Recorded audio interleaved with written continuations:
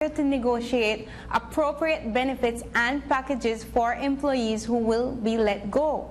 She says all parties in the sale basically stalled for time, and now with the sale almost complete, those employees have been left in the lurch. Here is that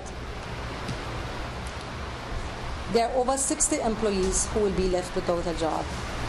Of those over 60, which include managers and everyone, 60 are members of the Christian Workers Union.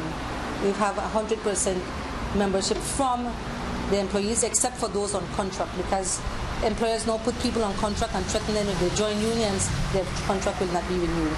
But it's minimal who they have on contract. Those 60 employees are concerned about one basic thing. When the bank closes, they will be left without a job. What First Caribbean has not told anyone is that 50% of their loans that they carry right now are from their own employees. So that means 50% of their loans cannot be paid, because 50% of those loans are being held by the employees who will be without a job. It is not true that any of those employees have been offered any employment at Heritage Bank.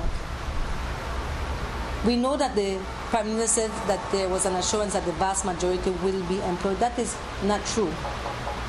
There is the most that has been communicated to us at the union by Mr. Parkhill was that the bank, first for Heritage Bank, will be needing employees, but they can't commit that they will take any quantity of employees, and that it will be on a one-on-one basis whom would be employed by Heritage Bank, which clearly that wasn't part of the negotiation. That was like, I guess, a verbal comment, I would say, because there's no written commitment. But even if Heritage Bank employs any of these employees, what people don't understand is that the benefits that Heritage Bank employees get are very limited. Their staff is very underpaid and benefits are very low.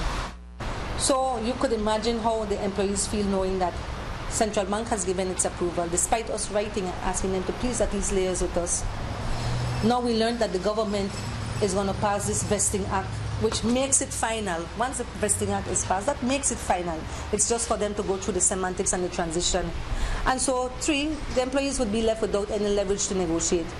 We believe it's an intentional putting off of addressing our proposal so that it would buy time for the First Caribbean Bank to get what they want, and leaving our employees without the ability to negotiate something decent for them to leave. What we're talking about here is not only 60 employees, it's employees who have given decades of service to that bank. And that brings us to the mysterious illness which resulted in the closure of 3 FCIB branches: Belize City, Belcan,